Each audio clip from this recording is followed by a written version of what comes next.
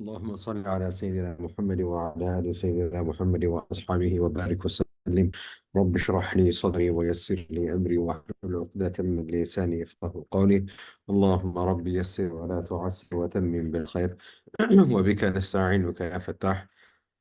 اللهم رب يسر ولا تعسر وتمم بالخير وبك نستعينك يا فتاح. فرائض الغسل. يفترض في الغسل ثلاثة أمور إن شاء الله سبحانه وتعالى. We will be continuing from from there. So yeah, inshallah, I'm just trying to see if there's any way that I can maybe zoom in for you, inshallah. However, there doesn't seem to be a way.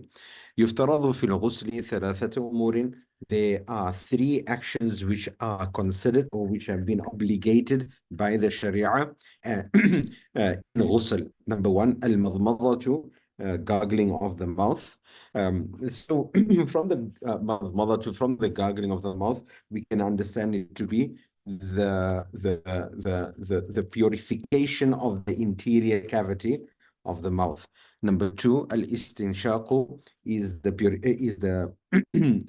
flushing of the water of the nostrils with water, or is the purification of the nostril cavity or nostrils, is the purification of the cavity there.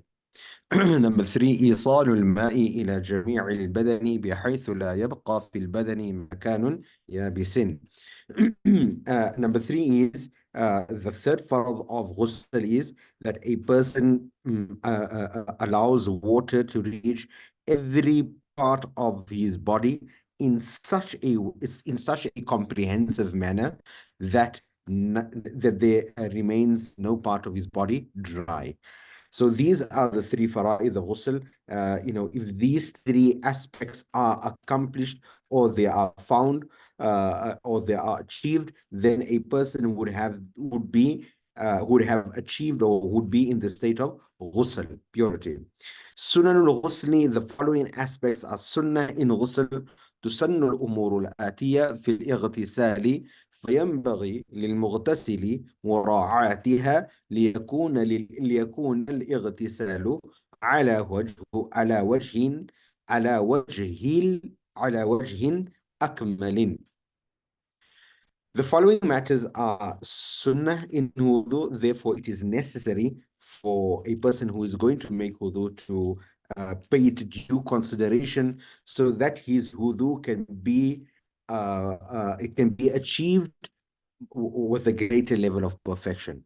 Number one, أن يأتي بالبسملة قبل الشروع في الاغتسال, that a person commences with saying Bismillah before doing any washing whatsoever. Number two, أن ينوي أنه يغتسل لتحصيل الطهارة, that a person intends through this ghusl or through this bath or through this purification, the attainment of purification, as per the Sharia. Number three, أن يغسل اليدين إلى الرزغين أولا مثل ما يفعل أو يفعل في الوضوء, that a person first washes his hands up to his wrists, as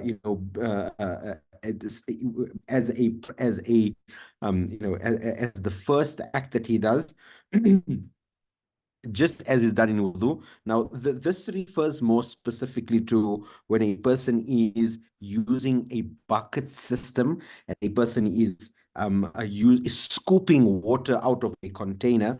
In that instance, if you are going to be scooping using your hand, then you take water out separately and you wash your hands. Also, by washing your hands first, you are going to ideally be using your hands to wash the rest of your body. So if your hands are clean, inshallah subhanahu wa ta'ala, you will not be transferring dirt that was on your hands maybe to any other part of your body. So that a person washes his hands up to his wrists, in the way that is prescribed. However, if a person doesn't have to do so, let's say, for example, the reason I'm opening the discussion is because let's say a person doesn't do that. Let's say in today's modern times, we use in showers. Should you, the illah or the causative, um, uh, the causative agent is not found, do you still get the reward? Certainly, you still get the reward for the imitation of Nabi sallallahu alayhi wasallam. Then we move on from there. Number 4, أن يغسل النجاسة قبل الاغتسال إذا كانت على بدنه أو على ثوبه. Then, so number 1 is a person makes the Bismillah. Number 2 is that a person intends that I intend through this ghusl the removal of najaza and the obtainment of tahara. You don't have to say the removal of najaza, but you certainly do have to say the obtainment of tahara.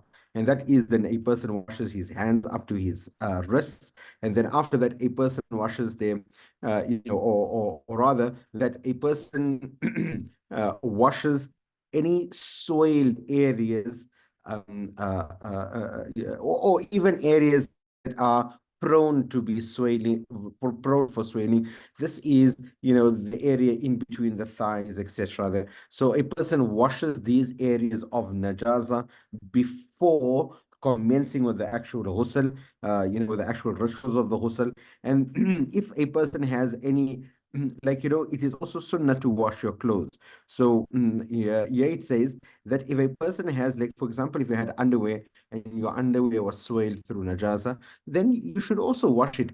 It is against the respect of the clothes that if a person has soiled underwear, especially with regards to najasa, that you leave it unnecessarily, to a later time. However, if, for example, you do have a set time of washing and you can't put on the washing machine now, then that will be fine. That will not enter into the karaha. However, to get rid of any visible or apparent signs of najasa would be the next step. Step وضأ قبل الاغتسال. This is as far as sunnah is concerned, that a person makes then wudu, a complete wudu, before ightisal. Why do they say before ightisal when wudu is kind of like a ghusl? It's because ghusl, essentially, as we have mentioned above, is the washing of the mouth, the interior of the mouth, the interior cavity of the nostrils, and water reaching the entire part. Wudu doesn't per se play an aspect in it. Therefore, it is a separate sunnah of ghusl that a person makes wudu before he commences with with washing of the rest of the body. ولكن يؤخر غسل رجليه إذا كان واقفا في مكان منخفض يجتمع فيه الماء. However, let's say, for example, a person's drainage, the drainage of the water is a bit slow, or in such a way that the water pools or puddles at your feet. Now, though that is all musta'mal, isn't it? That water is all musta'mal, and we know what is the problematic issues that arise with musta'mal water touching your body already. So what happens is that because that water is going to be musta'mal and you are making wudu, you don't have to wash your foot, because it's going to be stupid, foolish that you wash your foot, put it in musta'mal water. Now, the haysiyat has changed once again. So you can delay then the washing of your feet to leaving once you leave that area. Now, just want to, highlight, a memory that I have of madrasa. Madrasa memories, may Allah subhanahu wa ta'ala bless. Usually are not very positive memories, but anyway, so you used to have these issues where the drainage was the problems. So la hawla wa la quwwata illa billah. I have strong memories of having to shower, and in the shower you have to put bricks, and you're standing on the bricks in the shower, and that is because the drainage of the water into the shower was so bad. So, and then you wash your entire self, etc., etc. And then when you went out of the shower, you went to the wuzu khana, and then finished your feet separately. And that was the issue that we had. Khair. Number 6. أن يصب الماء على جميع بدنه 3 مرات, that a person pours water or allows water to flow over the entire body 3 times. Number 7, أن يصب الماء أولا على الرأس ثم على منكبه الأيمن ثم على منكبه الأيسر. The person directs the flow of water initially to the head and then to the right shoulder and then to the left shoulder. Now, for those who are paying attention, you would have noticed that my translation is very nuanced towards a more modern understanding. So, أي يصب الماء, I said that water is directed, and that is a very, very good translation. From an Arabic perspective, just to pique your interest a little bit, it's a very good translation because of the context. Because in today's times, we are under showers, right? So as an under shower, you direct the water with the nozzle, the shower nozzle, or the shower head. Whereas yusabbu in the previous, when I was a student, for etc., or if you're going to open the dictionary, you're going to find the first translation that you are going to encounter is the word pour. So you can also say that you pour water on your head first. However, that would be factually incorrect in the modern instance. So again, and I think so I've highlighted this in the previous dars as well, is that it is a necessary skill that if we are able to develop, we should develop. We are we can make the Arabic understood even in the local or even in the current context. In fact, it is myself and Muallima Shakira was having this discussion regarding a scholar in the month of Ramadan. And there's a very, very famous scholar, which inshallah you might have heard of him. His name is Ibn Taymiyyah, rahimahullah. Now, Ibn Taymiyyah, rahimahullah, was a giant of the middle, the 7th centuries of Islam. He was a giant. He was a reformer. He was a mujaddid of the millah. His life was a very, very, very eventful life. However, he was a tremendously great scholar. However, his writings and his teachings are very, very technical, very difficult to understand. And it is for that reason that many a times, like I said, he had a very colorful life as well, because of this technicality of nature and of being, that people could not sort of receive the benefit, although many millions did, but many more could not receive that benefit from him. He had a student, however, Ibn Qayyim al-Jawzi, rahimahullah, and inshallah, may Allah subhanahu wa ta'ala bless you all. As students, inshallah, maybe you are building your bookshelf by now. It is imperative that every time, inshallah subhanahu wa ta'ala, that every time you go for umrah, you buy a book, build your bookshelf, inshallah. And you should build the books of Ibn Qayyim al-Jawzi, rahimahullah. Very beautiful books. Anyway, so Ibn Qayyim al-Jawzi, rahimahullah, was a student of Ibn Taymiyyah, rahimahullah, and he and this is what Maulana Shakra was highlighting to me, because Radio Islam programs was based a lot on the writings of Ibn Qayyim, rahimahullah. Is that the scholars have mentioned that what Ibn Qayyim has done was he made the writings of his teacher understandable and palatable to all types of people. So, just to highlight why I translated it like that, inshallah. Number 8, يد لك جسده. يد لك, دلك, يد لك, or أدلك يدرك, is to completely submerge his body. Right, so it means that that a person's complete body becomes wet. Also, dalaka yadluku could also mean that a person sort of scrubs, or that a person can we use the word scrub, inshallah? So that a person scrubs his body, right? So that there is this motion of a washing motion on your body. Number 9, أن يغسل البدن متواليا بحيث لا يجف العضو الأول قبل غسل العضو الآخر. That a person is systematic in his washing in such a way that you don't waste time, and the one side of your body gets dry before you wash the second part of your body. إذا دخل في الماء الجاري ومكث فيه ودلك جسده فقد أدلك. This is the same ودلك, which I told you means to submerge. So ودلك جسده فقد أكمل سنة الاغتسال. Just as a highlight, if a person completely submerges himself in water that is flowing and he remains for a little while in that water in such a way that, his entire body becomes submerged and becomes wet, then he has fulfilled every aspect of the sunnah of wudu. So if a person dives into the pool by the time he comes out on the other side, then that person has fulfilled every aspect of the sunnah of ghusl. وكذا وكذا الحكم إذا دخل في الماء الذي هو في حكم الماء الجاري كالحوض الكبير.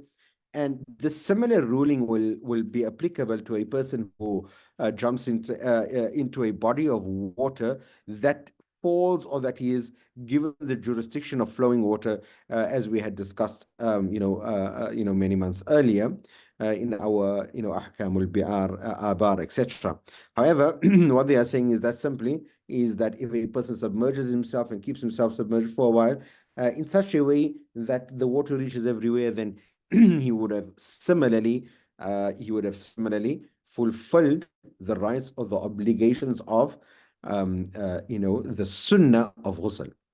With regards to the types of ghusl, we have ينقسم الغسل إلى ثلاثة أقسام similar to wudu. Ghusl is also divided into three types: farad, masnoon, and mandub, whereas wudu was farad, wajib, and masnoon. Now we have here farad, masnoon, and mandub. I'm going to discuss them. We're going to, go into them. What is the mata yuftarad al-ghusli? What is, so we already know what is the meaning of farad. We already know what's the meaning of masnoon, but now we need to know what's the meaning of mandub. We will discuss it there. Mata yuftarad al-ghusli? When does ghusl become farad? يفترض الغسل بواحد من أربعة أمور. Similar to wudu, there are four actions wherein it is necessary or it is obligatory to have ghusl. يفترض الغسل على الإنسان إذا كان جنبا. The ghusl is, sorry for that. A ghusl is made farad on a human being when a person is in the state of janaba, in the state of ritual impurity. Number two, يفترض الغسل على المرأة إذا طهرت من الحيض. A woman who has who has who has who is in the clean period after her menses. She will need to, it is obligatory for her to make ghusl.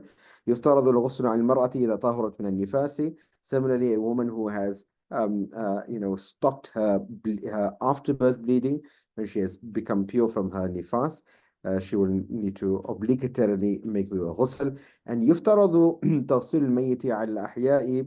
And the washing of a mayyit is compulsory on the living. So obviously, as for 1, 2, 3 are a fardul ayn, and number 4 is a fardul kifaya. Fardul kifaya. متى يسن الغسل؟ when is sunnah غسل غسل سنة. يسن الغسل لأربعة أشياء: لصلاة الجمعة، لصلاة العيدين، للإحرام، للحج في عرفة بعد زوال الشمس. The ghusl is sunnah when for the salat of Jumu'ah, the salat of the Eidain. The day, now there is a discussion on whether does this mean the day of Eidain or the salat of Eidain. For example, like when we were students in madrasa, for example, it was very active discussions and debates and research that we have done. Is that whether it is for the day of Jumu'ah or for the time of Jumu'ah? Because if you showering in the morning, right, that is very far from Jumu'ah. So that means that, according to, if you have to be literal, according to what we are saying here, li salat al-Jumu'ah, if you're showering 8 o'clock before you leave in the morning, like in my case, 6 o'clock before I leave, and then I leave and I stay at home and I don't come back until after Jumu'ah Salah, then, if you have to look at the literal meaning, then I am missing out on that sunnah. However, ulama have included that it means the yawm as well. However, this would mean the day min ba'd sabah, meaning the day of fasting, the day min ba'd al-maghrib. Then we have the all right. So then we have Salat al-Eidain al-Ihrami, for the putting of the ihram, it is sunnah, and then for a haji at Arafah after the zawal of the sun. May Allah accept us all for Umrah and for Hajj, inshallah, again and again. متى يستحب الغسل? When is the ghusl sunnah or mustahab? يستحب الغسل في الصورة الآتية. Now, can you see there? Mustahab and mandub, they use the word mandub, they use the word mustahab. That is why I said we discuss it in front. The word mustahab and the word mandub are interchangeable. The same thing. Mandub, recommended. Mustahab, recommended, encouraged, something like that, right? So mandub and mustahab, same meaning. يستحب الغسل في الصور الآتية. غسل is mustahab in the following scenarios. في ليلة النصف من الشعبان, in the middle of, the middle of Sha'ban. There is some kalam on this one here. There is some discussion on this one. However, we'll take it. وفي ليلة القدر, on the night of ليلة القدر, لصلاة الكسوف والخسوف, making the salat of kusuf and khusuf, meaning the salat of a lunar eclipse and a solar eclipse. Sorry for that. So a lunar eclipse and a solar eclipse. لصلاة الاستسقاء, salat for seeking rain. عند فزع, at the time of severe shock. So you're in an accident, make ghusl, severe shock or something like, heard some bad news. عند ظلمة, in this some in at the time of severe darkness. Many ulama say that عند ظلمة here refers to, when you're feeling morose, when you're feeling dark, when you're feeling depressed, when you're feeling that.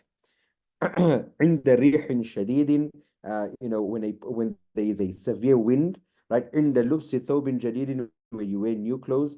للذي تاب من ذنبه, may Allah make us all of them, may Allah accept all our tawbah, for the person who has made tawbah from a sin or from all sin. للذي قدم من سفر, for a person who has returned from a journey. للذي يريد الدخول في المدينة المنورة, a person who wants to enter into Medina Munawwara. الذي يريد الدخول في مكة المشرفة, the person who wants to enter into Makkah مشرفة. عند الوقوف في مزدلفة صبيحة يوم النحر, the morning of Eid of Qurbani, when a person alights in Muzdalifa. لطواف الزيارة, for the tawaf of ziyarah. للذي غسل ميتا, for a person who has washed a mayyit, it is mustahab that they take a ghusl as well. بعد الحجامة, after cupping. للذي أفاق من جنونه, for a person who had an episode of insanity and they have recovered from that episode. وكذا يستحب الغسل الذي أفاق من إغمائه أو من سكره. Similarly, it is mustahab that a person who has fallen unconscious or a person who was drunk, when they get back to their senses, that they may ghusl. للذي أسلم وهو طاهر. So a person, let's say a person, took a bath, came to the masjid, accepted Islam, then it will not be farad for that person to take a ghusl, it will be mustahab. أما إذا كان الذي أسلم جنوبا فيفترض عليه الغسل. However, if he's a junub, like I said, if he wasn't in the state of tahara, then it will be farad on him, it will be mustahab on him it will be farad on him to take the ghusl. جزاكم الله خيرا, بارك الله فيكم, السلام عليكم ورحمة الله وبركاته.